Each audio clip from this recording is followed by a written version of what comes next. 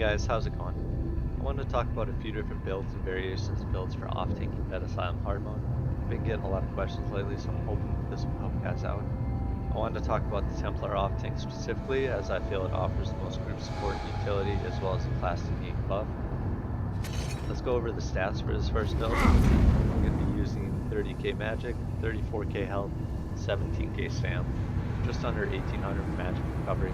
As you can see, attributes are 24 magic, 40 in health. You can change these up as you feel necessary, but I prefer it this way.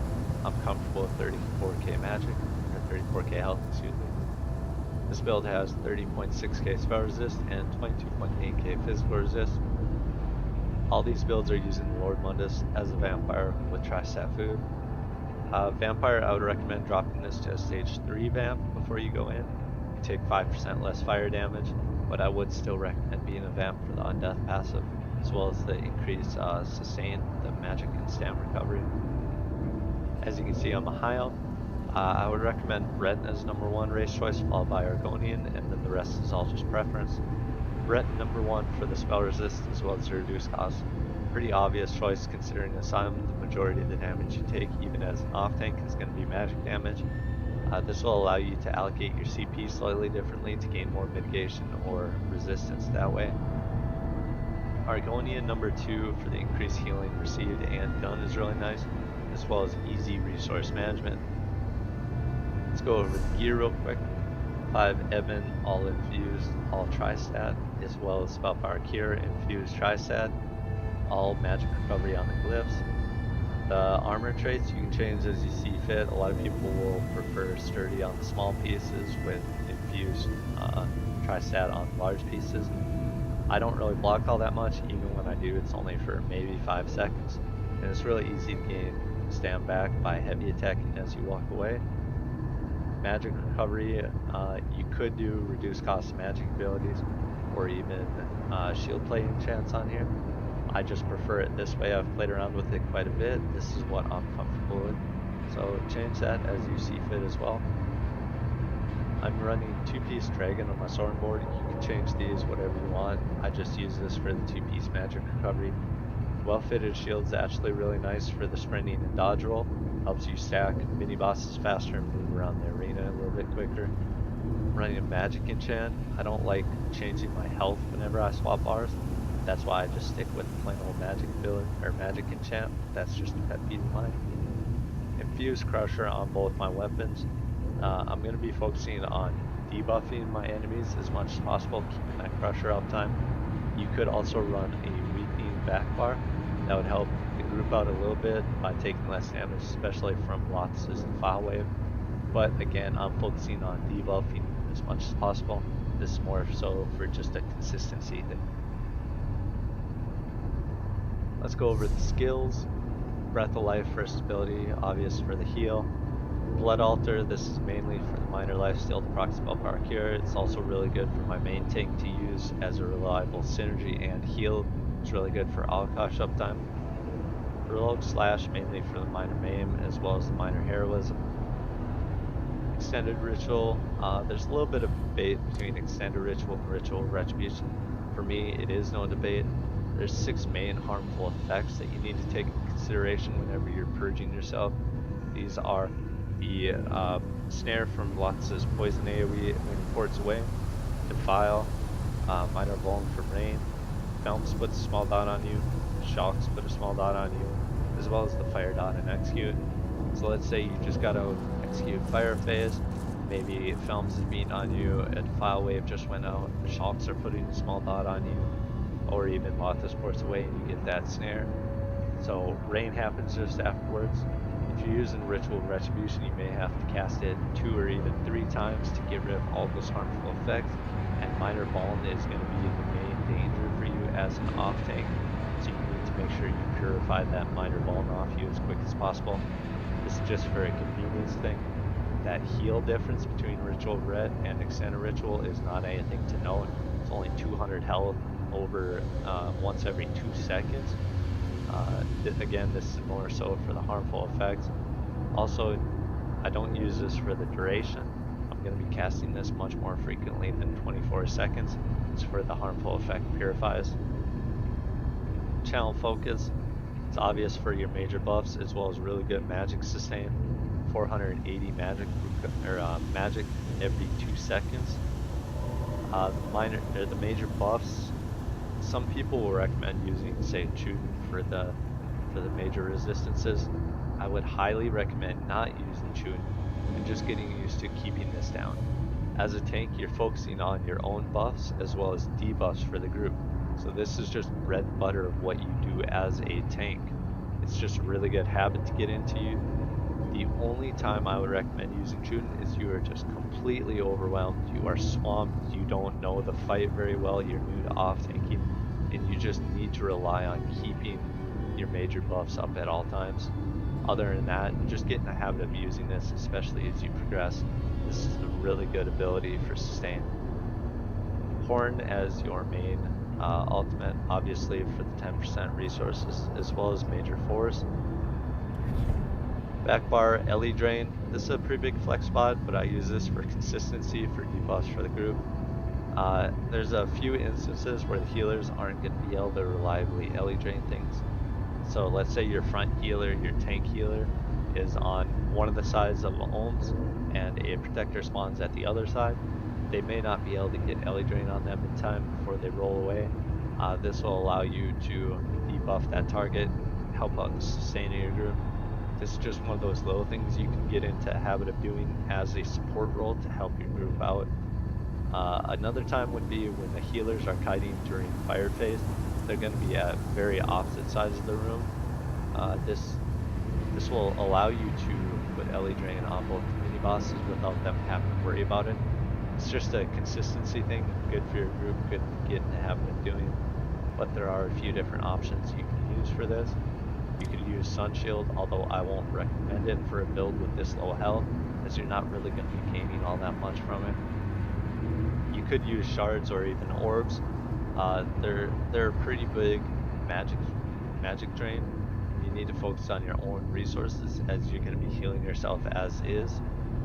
They can definitely get orbs and shards from the healers or even the main tank if he has the resources and time to do so. LE drain is just better than shards or orbs for sustain, in my opinion, for an off tank. You could also run Elusive Mist. Elusive Mist is kind of a double-edged sword. You need to be careful when you're using this ability. One, you won't recover any magic while you're in mist form. Two, you can't receive any healing. It's really important. It's killed me a few times when I'm trying to escape something or to avoid damage altogether, but I'll take damage and I can't be healed back up. It's a really dangerous ability to use, but it can be helpful. So let's say you need to go through a Lotus AoE to avoid damage because your group is right there. This can be helpful for that situation. It's just you gotta be careful while you're using it. You can also use Structured Entropy. I'm not really going to recommend this because you're going to be bar swapping a lot. I don't like changing health when you use it, as well as this ability in and of itself doesn't really give you anything by actually using it. Only 1400 magic recovery, or 1400 health once every 6 seconds. It's not a big deal. It's not going to help you at all. That 8% health would be the only reason to use this. You could also use Spell Sim or Balance, but I'm already gaining sustain as well as my major buffs that way. You could run Efficient Purge here if you would like for your group. I use Extended Ritual for that constant purify. It's really good for group synergy as well, if they get the debuff on them, or even as a source of sustain through the Undaunted passes. Both my main tank and my back healer use Efficient Purge. So during fire, they're going to be getting purges that way or using my Purify synergy. Plus this is a pretty big high cost of magic, and it's just easier to use Extended Ritual. I use Inner Rage as my taunt. You could use Pierce Armor from bar if you have stam in your group. I don't really like that because it's also a decent stam drain, and we don't run any stam in our group. I use Blockade of Storms. This is mainly to keep my Crusher uptime to proc it on cooldown. It's also a good way to keep minor lifesteal on yourself. So let's say you're sitting in there with all the mini bosses stacked. You have minor lifesteal down, you have Extended Ritual down. you're getting minor lifesteal from blockade, maybe you're getting healed from my next ability, Purifying Light. It's really good HOTS to have on you all at once. That way you can just heavy attack for resources. As I said, my next ability is Purifying Light, excuse me. This is mainly for the Illuminate passive to give my group 5% increased spell damage for 20 seconds. It's also really nice for the heal, but I mainly use it for Illuminate. This is the main reason why I would recommend the Templar off tank, as you're going to be able to keep this up quite often, whereas your healers may be too far away to apply this buff, or say they're running Power of the Light, they're obviously not going to be able to keep that up all the time. This is just good for group support. As an ultimate, I'm running Replenishing Barrier. You could run the other morph if you want, but that heal is not really anything to me, whereas this way I gain a little bit of ultimate back as well as magic back whenever the shield expires. That heal that I was talking about, your allies are going to be getting healed back up to full long before the shield expires. That's the reason I don't really take that into consideration. Another ultimate you can use is Power and Sweep. It's actually a really nice mitigation for yourself. So let's say Felman rages and it's cheap ultimate. You take 15% less damage for 10 seconds, plus an additional 4% for each enemy hit. This would be my number 2 ultimate I would use for that. It's a really good way to take a lot of damage off yourself whenever the mini boss is enraged. Nova is another option, although it costs the same as Horn, and that 30% major maim that you apply on your enemies when they're in that area. I'm not going to recommend this mainly for the ultimate cost. Your group is going to get more out of Horn than they will out of that major maim, as most of the damage that the mini bosses do can be avoided or just shielded and healed through. You could also try Remembrance if you would like. The main reason I don't prefer this is because of the channel that it does. The only time I've even used this before was during fire phase, if the file wave is going out and it's hitting multiple of my group members. It's good for that major protection as well as the healing. This can kind of screw you over though, so let's say you're next to Lothus whenever he does the channel, and then he ports away right after the file. Now you're stuck in a channel. You can block cancel out of it of course, but you're in a channel, and now you have to get to the other side of the room in order to interrupt him. This is kind of a double-edged sword in that sense, but it can be nice in some situations. You're just going to have to play around with this ultimate and see what you would like. Let's go over the champion points real quick. The most asked question I get is probably my red CP. I'm running 0 into the Lord Tree, 72 Ironclad, 60 Spell Shield, 32 Hardy, 56 Ellie, and 20 Pigskin. Now, I don't really care for answering these type of questions because CP changes so much.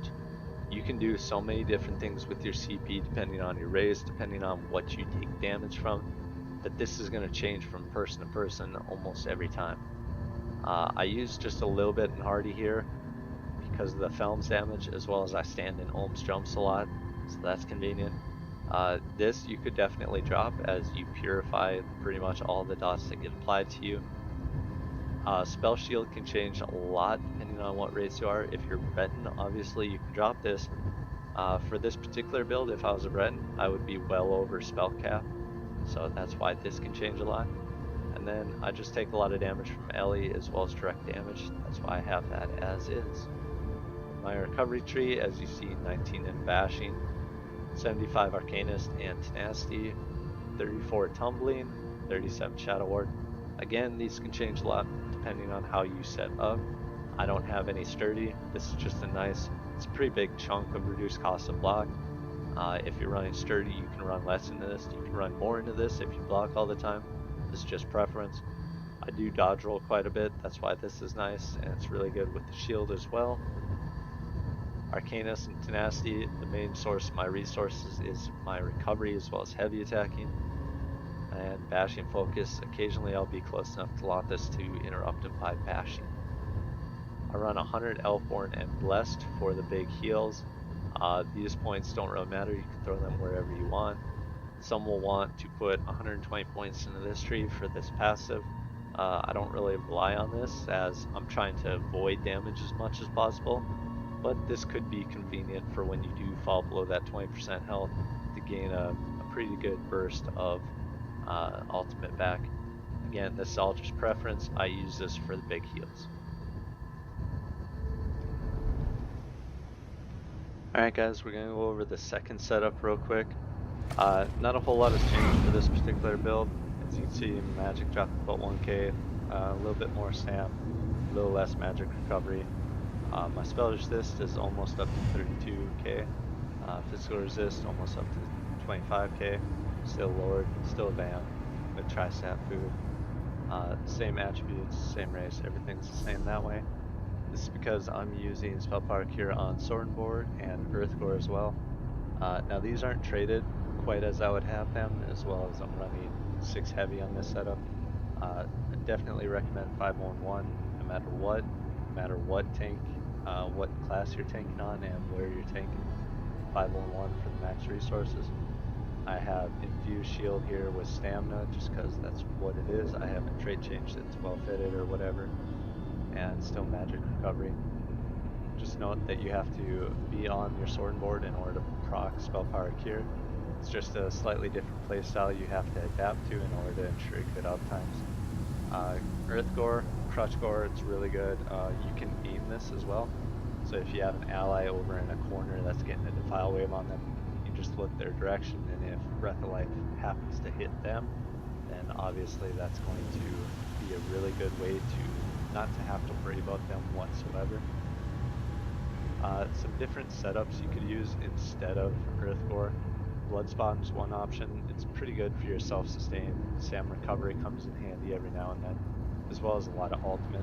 Just don't rely on that proc of spell and physical resistance when you're taking this into consideration. You want to try to get as close to cap as possible without counting on that 6450, as this is a proc chance and it's not necessarily going to be up when you need it to be up. Engine Guardian's another nice option, especially for a Templar. This will help your sustain quite a bit. One piece doesn't really matter because you're a fan, but getting that Dwemer's Fighter or Sphere to spawn gives you a lot of resources. The only thing I don't like about this is the Sphere can die quite easily when there's a lot of damage going out, so sometimes you won't even get use out of this when it procs. It'll die before you get any resources back. You could also run Jorvolds on your jewelry and sword and board instead of Spell Power Cure. This is actually quite nice for ensuring higher uptimes of Horn. This will help you hit 100% minor toughness throughout the fight no matter what. Chuden, I briefly was talking about this when I was talking about my skills earlier. This is a very easy thing to fall back on, but it really gets you in a bad habit. Your main job as a tank is to keep up your buffs and keep the debuffs up as well. This just takes one thing out of the equation. Again, this is just kind of lazy. I would not recommend this. You're using channel focus as a source of sustain as well. That's why you don't want to drop this. And keeping that up 100% of the time is going to help you be a better tank in the long run. Just don't use this, guys. Just work on your own buffs uptimes. Pirate Skeleton, I'm not going to recommend this either. The little bit of resistance you gain is nice. Major protection is nice when it does proc, but you're just adding another thing that you have to purge off yourself in the form of minor defile. I just don't like this, especially with Ritual of Retribution. It's just adding another thing that you have to worry about, and you're not really gaining much from it. I would use Chuden over Pirate Skeleton, and I'm not going to use Chuden whatsoever, so that's my stance on that. Another setup you could run, I don't happen to have one on me. Shulk, gain minor heroism at all times. You can run that on the sword board instead of Spell Power Cure as well. You gain max health, spell damage, spell crit as your first 3 bonuses, and then minor heroism at all times. Just note that you have to be on that bar to get minor heroism, and it's kind of redundant in the fact that you're already using bow slash to gain minor heroism. That's kind of nice in a sense for the heals as well. Spell damage modifies your heals, as well as spell crit, giving you a little bit higher chance to crit on your heals. I'll grab that. I'll grab some jewelry and show you guys on the next setup I go over, but that is also one option. Alright guys, we're going to go over the last setup real quick. This is using Dragon. As you can see, my health is up to 40k, magic's down to almost 24, stam 16, still have almost 1800 magic recovery. Really good resistances. Lord, Vampire, Tristat, still the same that way. Same sorting board as I was using the very first setup, using Earthgore. Try and go 5-1-1 if you want to go this setup. Skills, obviously now that you're not running spell power cure, you're going to want to drop this so that your healer or whoever is using spell power cure can apply minor life steal through Siphon Spirit. You can start to use shield here in this case. As you can see, I have about a 12k shield. This is without any CP into Bastion, so that can still be modified. If you don't want to use shield, you can use structured entropy, you can use efficient purge there. There's a lot of options. I already covered some different things that you can run in place of stuff here, so you just gotta play with that and see what you want to use in that case. Still the same on the back bars, you're still using the Lightning Destro. CP is still going to be the same with this.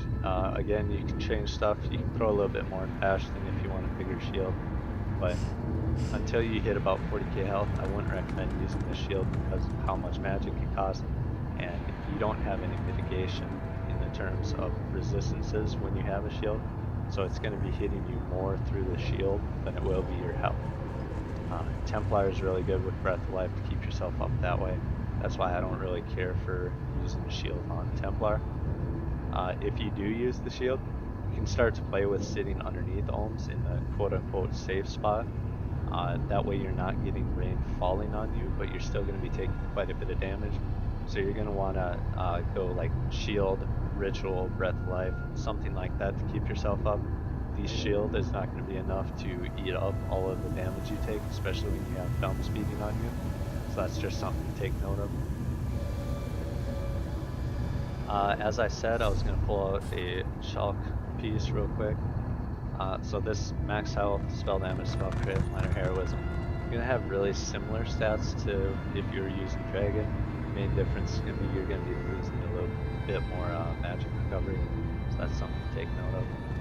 This is still a really good setup. It will provide a lot of group utility in the form of Horn for minor toughness. So real quick, one last setup you could always try is Plague Doctor. You're going to have insane amount of health with this. You're going to be sitting at just under 40k, or excuse me, 50k health with this setup without changing your attributes at all.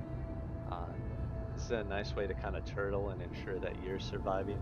The main issue I have with this is you're not going to be able to do what a Templar does well as an off-tank in here, which is group support. You're not going to be healing for as big of heals or as often because you're going to have such a much lower magic pool. The good thing about this is, like I said, you can turtle up, you can use Sun Shield to its full potential with this. You can sit and ensure that you're surviving so that your group can do what they need to do. Alright guys, I completely forgot to talk about this, but why not use Alakash on Sword and Born and Jewelry? It's the go-to tanking set. It reduces the spell and physical resist of any enemy hit by 30-10 for 10 seconds. Why wouldn't you use this to debuff your opponents even more?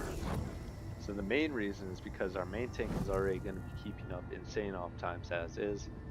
We have 3 main synergies that he's going to be using, and then another one that he'll get on occasion. So he's going to be getting shards and or orbs from our tank healer. He's going to be getting Blood Altar from me anytime he takes a light attack. He's going to be able to use that synergy. He's also going to be getting Conduit synergy. We specifically designate a Sork to place the Conduit right on top of him. That way he has that really good, really reliable synergy. He's also going to occasionally get a Purify synergy from me whenever I put a ritual down close enough for him.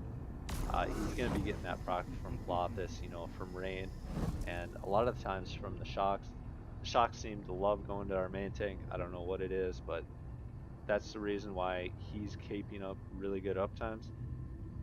Whenever all the mini bosses are stacked, which is my main job to get them stacked, whenever they are stacked, Alakash is going to be hitting all the targets anyways. Whenever they are stacked, I'm not going to be in a very good position to hit SPC, or excuse me, Alakash on all the targets. I usually try and put Lothus right underneath Ohms, so there's going to be a poison AoE right under there. most of the time Lothus is going to be back in that poison AoE before it goes away on its own. So he's going to be dropping a second one right on top of it. I'm obviously not going to be able to stand right underneath there in order to use the synergy. Even when I do get to use the synergy, I'm only going to be able to proc on, sometimes two, usually only one of the mini bosses. So it's not as effective as just the main take using it and hitting all of them. That being said, we also don't focus the mini bosses at all unless they are about to enrage. So this is why my group benefits more from using another buff set, Spell Power Cure in this case, to increase damage that way. I'm also moving around so much that I'm not going to be sitting there in a position to use the synergies at all times. This is just how my group does it. We don't really feel a need. We don't gain much of a benefit at all from our off tank using this as well. Our group benefits more from using Spell Power Cure on the off tank. That's the reason why we don't run this. This is still a perfectly viable set, especially if you're progressing a little bit more. Maybe you're stacking the mini bosses on top of each other wherever Lothus ports to because you need more damage on them and you don't want to waste the time trying to stack them on ohms. That's where this would be a little bit more of a benefit for the off tank to use it. But again, this is just how my group does it. Other groups use Alkosh on their off tank and they do very well as well. You just gotta play around with this and see what your group benefits more from. Alright guys, I wanted to do a little bit of a voiceover of some gameplay and show you guys how I deal with the mini bosses and explain why I do what I do with them. So Lothus just spawned just after 90% here. I was stuck a little bit in the back there, so I wasn't able to move Lothus in time before he did his first mechanic. As you can see, this is roughly my stack points for both sides whenever he ports to the back. Just to kind of show you what kind of a stack he gets there. It's still really easy for my DPS to interrupt him here. They shouldn't have an issue with tab target as he's right next to ohms. Rain goes out. As you can see, I'm kind of to the side before he even starts running at me, so I know he's going to come at a little bit of an angle. As you saw, he kind of moved to the middle there before he started walking towards ohms. That's the reason I stacked him a little bit more in the center.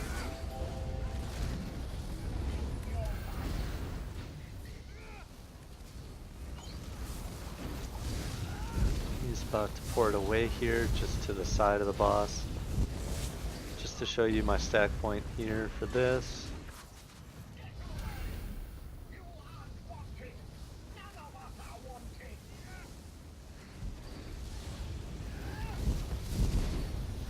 And now we're about to see some gameplay of when Felms is also in the picture.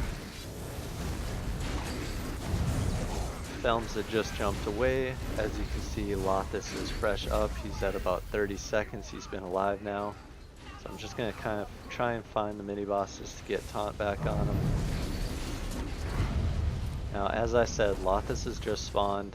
Felms is about a minute 15 from enraging, but he's at a really good percentage. He's at right about 30% here. So that's why I kind of pulled Lothus in just a little bit. I didn't stay out too long to worry about his stack, but I got him in close enough.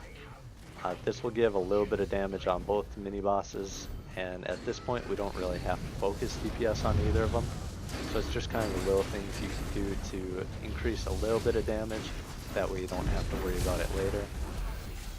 Felms is enraging here in about 40 seconds, so I'm just going to kind of stay here. I'm not going to worry about Lothus since he's freshly up, just to make sure that we get Felms down in plenty of time.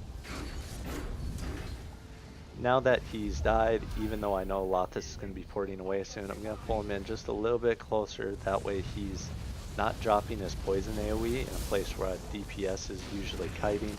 Just another little thing you can do to help your group out.